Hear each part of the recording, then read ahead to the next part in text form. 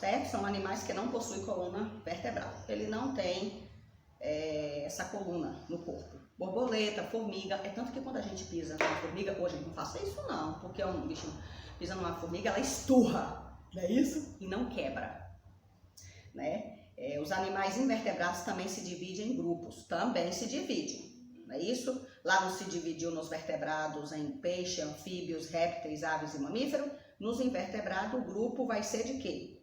Água-viva, polvo, minhoca e formiga. Formiga é como eu falei para vocês, a minhoca ela é maleável, ela não tem coluna vertebral também. O polvo tem aquelas... gente, eu não vou falar a palavra aqui, que eu posso falar a palavra errada, que fala cartilagens, né? Que é aquela parte dele com aquelas... É isso aqui, ó. Os tentáculos dele, também ele não tem coluna vertebral. Água-viva também, certo? Não tem coluna vertebral. Deixa eu ver se eu falei tudo aqui, se eu quero acrescentar algo mais. Não, vamos lá.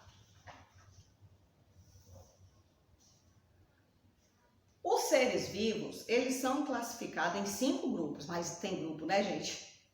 Vamos lá. Tem os grupos dos animais, que foram os animais que a gente estava falando ali.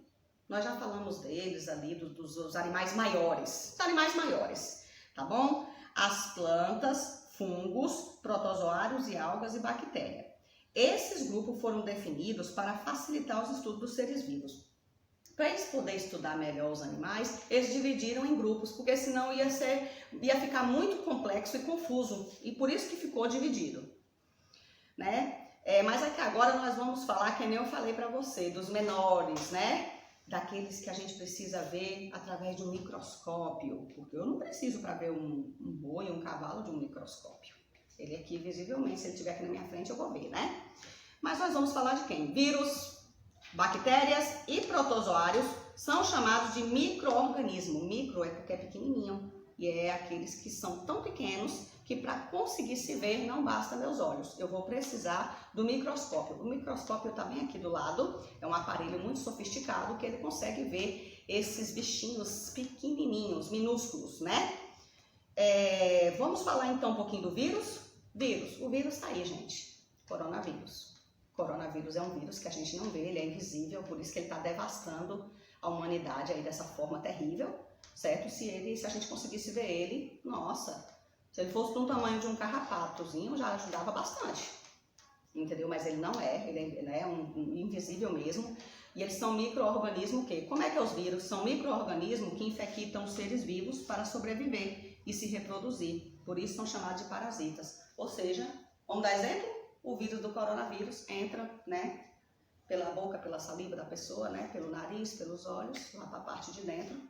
Certo? Para ele sobreviver, o que ele faz? Infecta o ser humano, certo? Então, por isso que ele é chamado de parasita, né? Que para ele sobreviver, ele tem que entrar em um outro ser vivo, tá bom? Né? Então, o coronavírus foi uma explicação perfeita aí do vírus para a gente colocar agora, tá bom, gente? Então, fica ligadinho, toma muito cuidado, tá? Use máscara, lave sempre as mãozinhas de vocês, que a coisa não tá fácil, não. As bactérias são micro-organismos com uma estrutura muito simples. Elas podem apresentar diferentes formatos e são encontradas em todo lugar, inclusive dentro do corpo, né? Então, as bactérias também, elas vão estar dentro do corpo, né? Geralmente quando tia Bárbara mesmo deu H. pylori, tia Bárbara fez eu tava com muita dor no estômago, enjoada, dor, não conseguia comer direito, e aí eu fiz a endoscopia, é um aparelho, uma mangueirinha que entra pela boca aqui, tá bom? Região da boca, e tem uma câmera na mangueirinha, e a câmera foi lá dentro, né, do meu estômago, e deu uma filmadazinha, e aí depois saiu o resultado, e o resultado deu H. pylori. A H. pylori, ela é uma bactéria. Diz que a H. pylori todo mundo tem. Todo mundo tem ela, só tem que em grande quantidade pode prejudicar a pessoa. E aí no meu caso estava muito alto o teor dessa bactéria. Ué, tia Bárbara, quer dizer que eu tenho uma bactéria dessa? Tem, gente, que você consegue lidar ali numa boa, certo? Só não pode ter em grande quantidade, mas todos nós temos, porque a gente coloca a mão na boca e tudo, come alimento, por mais que lá, mesmo assim, né? Tem. Os protozoários são seres vivos que apresentam estruturas mais organizadas que as bactérias. Eles são os As bactérias não são tão organizadas, já os protozoários são bem organizados. A maioria dos protozoários consegue se locomover livremente no ambiente e dentro de outros seres vivos. Eles são causadores de algumas doenças, malária e doença das Chagas, né, gente? Essas doenças, malária, doença das Chagas, né, são doenças assim que a gente quase não conhece, né, gente? Porque ela é dada em pessoas mais em lugares assim que não tem saneamento básico, né, lugares que tem muita dificuldade, né, de coisas que é fácil pra gente, que nós temos em casa, água encanada, né, temos banheiro, né, para eles acaba que o quê? Adquirindo essa doença por falta disso, tá bom? Desses serviços públicos. Algas são seres que vivem na água e realizam a fotossíntese, como eu tinha falado lá para vocês. Eu já dei essa aula para vocês de fotossíntese. Eu falei isso no vídeo do módulo 2 da fotossíntese.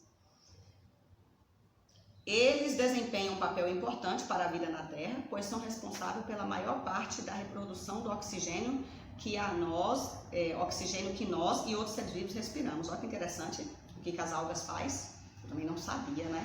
Elas são seres que realizam a fotossíntese e também elas produzem o oxigênio para nós e para outros seres vivos, né? Por isso que fala da fotossíntese. Os fungos, existem grandes variedades de fungos ao nosso redor. Alguns são mais fáceis de ser observados, né, ao microscópio, como as leveduras, utilização na fabricação de pães, e a penicilina, usada na fabricação de remédios. Alguns fungos, como bolores e cogumelos, são visíveis ao olho nu. Olha, gente, existe um fungo bom, viu? Que ele é bom. Por isso que fala para produzir o pão. Existe um fungo também que é para fazer o queijo. Eles utilizam para fazer o queijo, que eu já vi a reportagem, achei muito legal. Na hora você tem até um certo nojo no momento da reprodução, mas na hora que a repórter experimenta o queijo, ela fala que é perfeito, né, para produzir. E também existe fungos para fabricação de remédios, não é isso? Os cogumelos são visíveis. Deixa eu ver. Alguns fungos, como bolores e cogumelos, são visíveis, não é isso? A olho nu, né? O cogumelo mesmo é um fungo. Aí é um fungo que você consegue ver, tá bom? Já tem outros que não se conseguem. Gente, eu espero que vocês entenderam. Quantos minutinhos? 17.